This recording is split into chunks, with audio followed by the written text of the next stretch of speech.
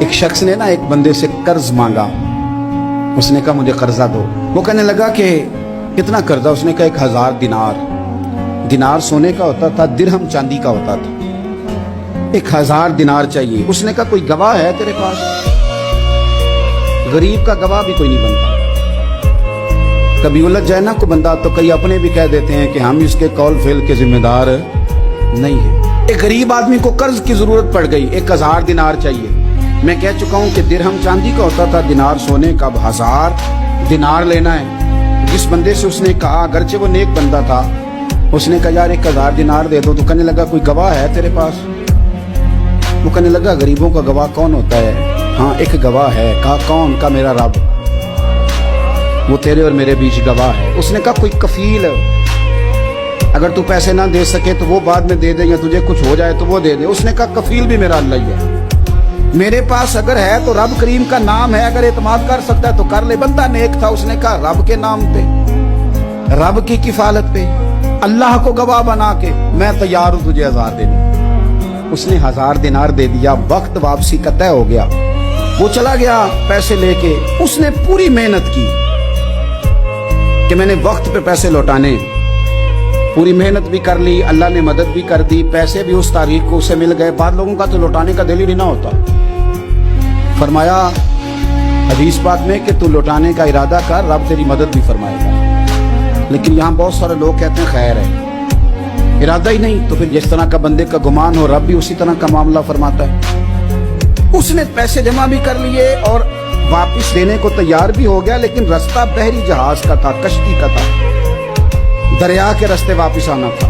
اب وہ جب آ گیا دریا کے کنارے تو بڑی کوشش کی، پر وہاں اسے کوئی کشتی نہیں ملی. وقت پہ پیسے لوٹانے ہیں، سفر کرنا ہے، اب سواری میسر نہیں ہے. سوچ سوچ کے پریشان تھا کہ میں نے تو اللہ کے نام پہ لیے.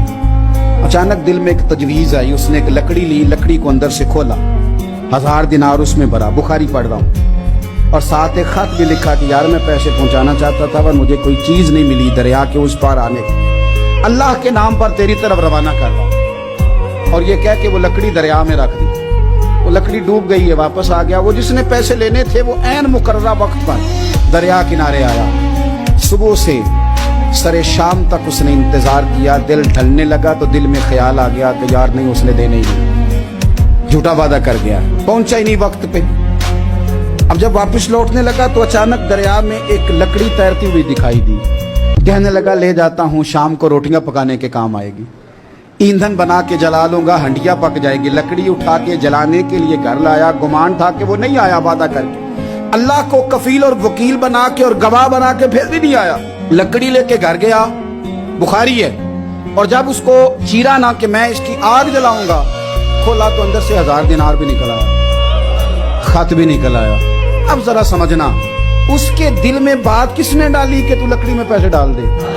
اللہ نے. اس بندے کو مقررہ وقت پہ کنارے بھیجا کس نے؟ لکڑی صرف اسی کے ہاتھ آئی تو یہ بندوبست کیا کس نے؟